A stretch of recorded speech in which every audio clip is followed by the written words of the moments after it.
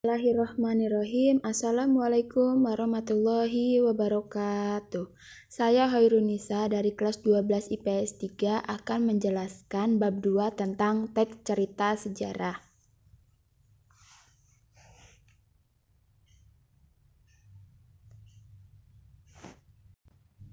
Pengertian teks cerita sejarah. Teks cerita sejarah adalah naskah cerita atau narasi rekaan yang mengandung unsur-unsur sejarah. Setiap karya sastra memiliki dua unsur utama, yaitu unsur ekstrinsik dan unsur intrinsik. Unsur ekstrinsik yaitu hal-hal yang mempengaruhi karya sastra yang berasal dari luar. Unsur ekstrinsik pada cerita sejarah yang secara umum sering dimunculkan dalam karya sastra berbentuk teks cerita sejarah seperti nilai pendidikan, nilai politik, nilai patriotik, dan nilai moral. Lalu unsur intrinsik yaitu hal-hal yang membangun karya sastra itu dari dalam, seperti tema, tokoh dan perwatakan, latar, alur, sudut pandang, dan amanat.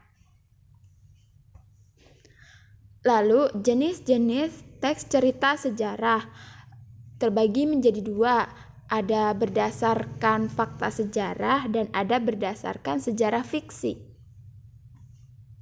Lalu ciri-ciri teks cerita sejarah menampilkan latar belakang masa lalu, disajikan secara kronologis, dan isinya berupa fakta atau fiksi. Lalu, struktur teks cerita sejarah.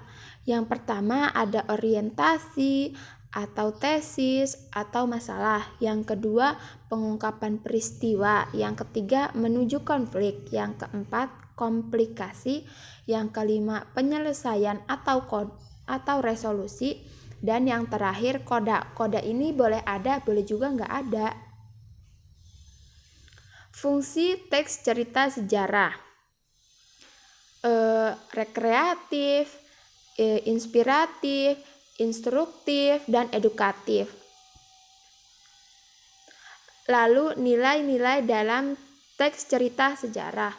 Ada nilai moral, ada nilai kepahlawanan, ada nilai resilius, ada nilai kebudayaan, dan ada nilai sosialnya. Lalu kaidah-kaidah kebahasaan teks cerita sejarah.